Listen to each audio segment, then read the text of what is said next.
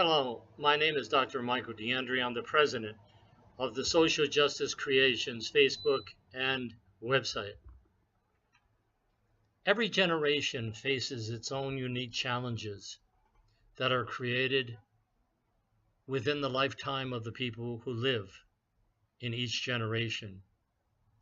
Today, we find ourselves as a national and global society facing dark times and extremely difficult and challenging endeavors that threaten the future viability of the human race. I'm speaking directly about the madness that continues to increase from the mouths of leaders, generals, and citizens in different countries, including the United States, about the importance of using destructive means to resolve conflicts and take control of other countries and peoples. We hear slogans that nothing will be taken off the table when we negotiate for outcomes that we desire to have happen. More recently, we hear individuals explicitly stating the possibility of the use of thermonuclear warfare to resolve conflicts between nations. The tremendous lessons about destruction and human misery that we learned about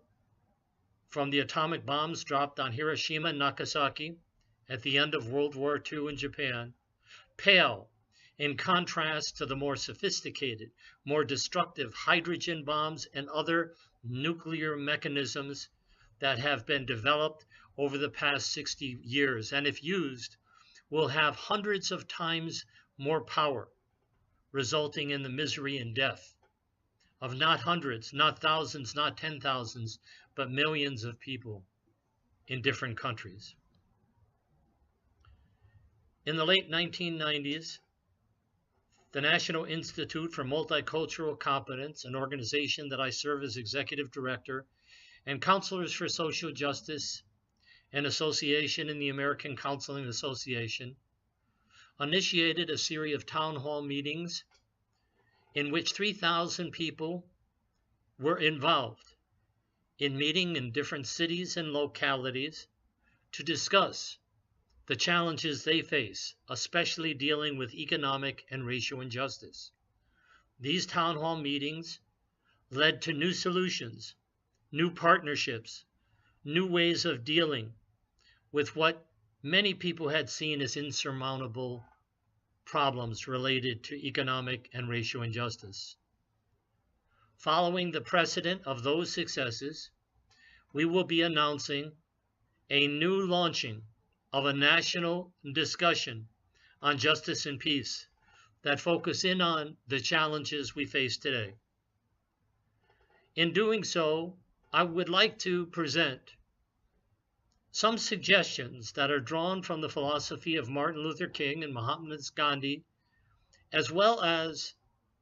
the words echoed by the late Robert Kennedy, who lived during a time of crisis and said to many people in many places throughout the United States during his presidential campaign that some people see things as they are and ask why, while I dream of things that never were and ask why not. Today is the time when we are called upon to dream of things that have never been and ask why not. With the principles of King, Gandhi, and Kennedy in mind, here are 3 suggestions that I offer for your consideration in addressing the dark times and the madness that characterizes the darkness in this era in which we live. First, we have to reject the notion that thermonuclear warfare is a viable alternative for peace. As the musician Michael Ferrante said, we can bomb the world to pieces, but we cannot bomb the world into peace.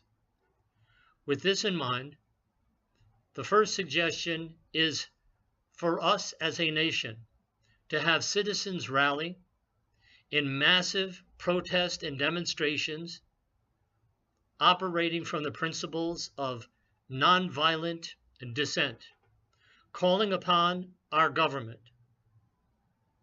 to announce to the world, as Gorbachev had done in the Soviet Union in the late 1980s, that Russia would be embarking in an unprecedented campaign to eliminate all of its nuclear weaponry in order to meet the needs of its citizens. We are at a point in time where the United States would do well to model such courage and a commitment to peace by announcing to the world that we will undertake the total dismantling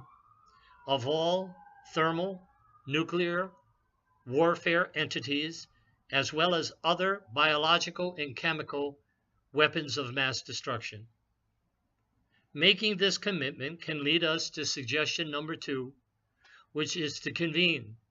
nations that also have nuclear power, such as China, France, England, Israel, Pakistan, India, and Russia, and increasingly North Korea, to come to a table of peace, to look at ways in which we can come together to a unified agreement to eliminate all forms of nuclear weapons and all forms of mass destruction, biological and chemical as examples, and eliminate the threat of the misery and suffering that can ensue by accidental or intentional use of these devastating forms of destruction. Third suggestion that we look at is finding ways to come to agreement of cutting our defense spending by 50% and use that money to rebuild our crumbling infrastructure, to increase the effectiveness of our educational institutions, to provide free tuition for those persons whose dreams include the need for college education, for free tuition in this nation. We could also use the spending from military weapon development to share with other nations who agree to dismantle their weapons of mass destruction in ways that can be supported by the United States to serve the human needs of citizens in their nations. Now, these suggestions are likely to be viewed in critical ways. These are suggestions that are not conservative or liberal, but they represent more radical, love-based, survival and thriving-based ways of thinking about meeting the challenges of the 21st century. Regardless of what political persuasion or political beliefs you come from, the national discussion and this Facebook welcomes the views expressed by all people who have ideas or reactions to these suggestions, and even more importantly, to suggestions that you might have to avoid the increasing possibility of use of weapons of nuclear power and biological and chemical welfare that have massive destructive potency. No one's comments or suggestions will be censored. We are basing this endeavor on the highest value on free speech. We want to learn from each other, and as negative as comments have been made by persons who self-identify as conservative thinking individuals in our country, we must learn from each other. We must find ways of finding common ground so that we can work together in large numbers to operate by utilizing nonviolent civil disobedience philosophies and a willingness to go to jail as we deal with the madness and the darkness that we see unfolding each day that a new dawn brings. The insanity and madness that we see swelling in the hearts and minds of many people on planet Earth, threatening and some taking action to utilize weapons of mass destruction, beg for new solutions. In particular, I call upon mental health professionals, members of the profession that I belong to, including counselor educators, practitioners, students, and members of the other allied mental health professions, to help lead the way, using their knowledge and skills about positive psychology, drawing upon ancient wisdom of Buddhism, Christianity, Islam, and Judaism, to find ways that we can come together and bring peace to this earth. Mental health professionals in general, and professional counselors and counselor educators in particular, can play a particularly important role, and this would be an unprecedented role, because historically, members of the mental health professions, and particularly counselor educators and practitioners, have not demonstrated the courage to assert the approaches we can use and the sacrifices we must make to avoid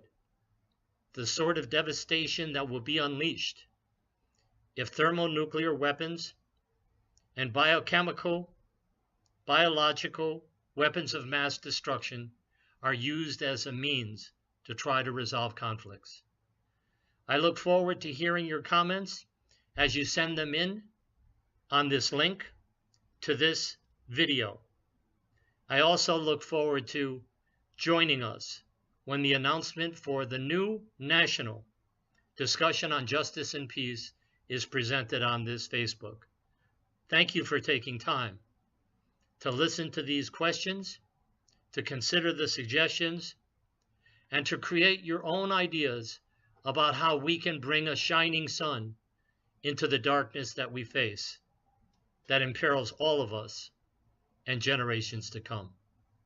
In peace and with much gratitude, Michael D'Andrea.